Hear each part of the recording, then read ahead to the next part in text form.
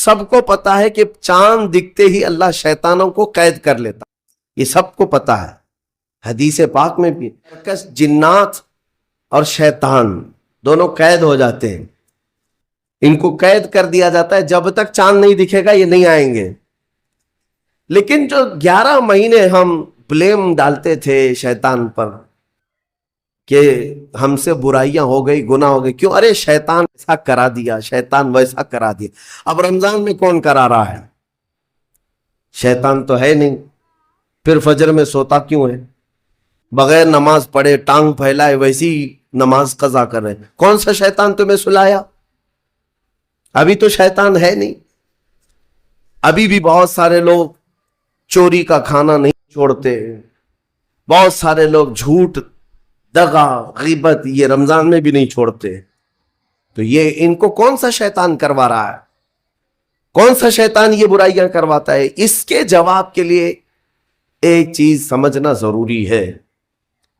یہ بات تو مشہور ہے کہ ساری برائیاں شیطان کرواتا ہے، ابلیس کرواتا ہے، لیکن آپ کو وہ واقعہ معلوم ہے جب آدم علیہ السلام کو اللہ تعالیٰ نے پیدا کیا اور سارے فرشتوں سے کہا کہ سجدہ کرو، کل ہی کی تفسیر میں نے عرض کیا، اس میں ابلیس بھی تھا۔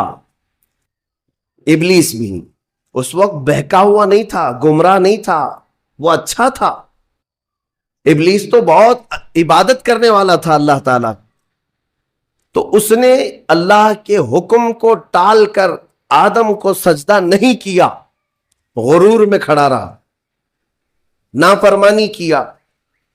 تو اب میں یہ سوال کرتا ہوں کہ ہر ایک کو گمراہ کرنے والا شیطان ہے، تو شیطان کو کس نے گمراہ کیا تھا؟ اس کو کس نے روکا سجدہ مت کرنا آدم کو؟ کوئی ہے بہکانے والا؟ ارے وہ تو پہلا ابلیس ہے، اس سے پہلے تو کوئی ابلیس تھا ہی نہیں، اس سے پہلے تو کوئی شیطان تھا ہی نہیں۔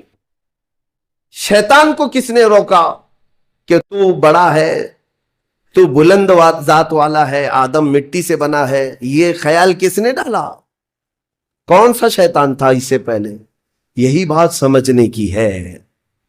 محدثین نے مفسرین نے فرمایا ابلیس کو جس چیز نے سجدہ کرنے سے روکا وہ نفس امارہ ہے، وہ نفس ہے جو آج بھی تمہارے ساتھ ہے۔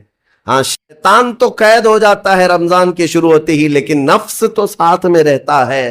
اب پتا چلا کہ رمضان میں جو کچھ بھی غلطیاں یا کوتاہیاں یا گناہ کچھ لوگوں سے سرزد ہوتے ہیں تو یہ نفس کے پجاری ہیں، نفس ان کے ساتھ ہے، یہ نفس کی غلامی میں آ گئے اور نفس کے شکار ہو گئے۔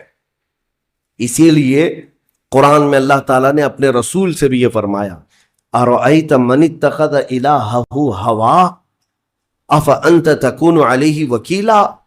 اے رسول کیا آپ نہیں دیکھتے کچھ لوگ ایسے ہیں جنہوں نے اپنے نفسانی خواہشات کو اپنا خدا بنا لیا ہے، اپنی خواہشات کو اپنا خدا بنا لیا ہے۔ اے رسول کیا آپ ایسوں کی سفارش کریں گے، ایسے لوگوں کی وکالت کریں گے؟ یعنی رب تبارک و تعالیٰ نے یہ فرمایا کچھ لوگ وہ ہیں جو اپنی خواہشات کی پوجا میں ہیں۔ کیا مطلب خواہشات کی پوجا؟ کیا مطلب ہے اپنے خواہشات کے پیچھے چلنا؟ مطلب یہی ہے کہ جو دل میں آیا اس بندے نے یہ سوچ لیا اسے کرنا ہی ہے مجھے، یہ خواہشات کے پیچھے چل رہا ہے۔ ہاں تمہیں آرام کی فکر ہوئی، تم نے خدا کے فرمان کو ٹال دیا لیکن اپنی نفس کی سن لیا۔ اللہ تبارک و تعالیٰ کا حکم کچھ اور ہے لیکن تمہاری طبیعت کچھ اور چاہ رہی ہے۔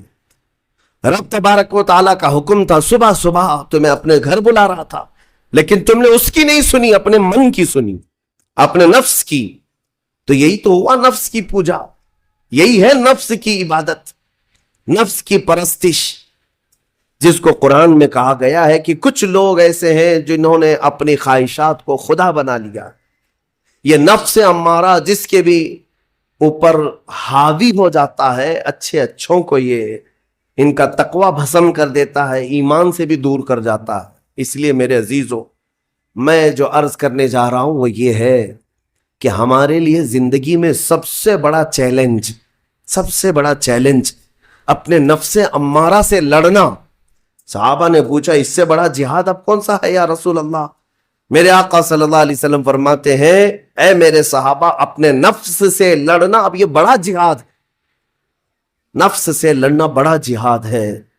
میرے عزیزو یہ خواہشات کو ہی ختم کرنا ہو، اس نفس کو اگر کنٹرول میں لانا ہو تو کیا کرو؟ نفس امارہ سب کے پاس ہے۔ قرآن میں مولا فرماتا ہے وَمَا أُبَرِّئُ نَفْسِي إِنَّ النَّفْسَ لَأَمَّارَةٌ بِالسُّوءِ إِلَّا مَا رَحِمَ رَبِّي۔ کوئی اپنے نفس سے بچ نہیں پائے گا سوائے وہ شخص جس پر میرا رب رحم فرمائے۔ اللہ کا رحم جس پر ہو گیا وہ اپنے نفس سے بچ جائے گا۔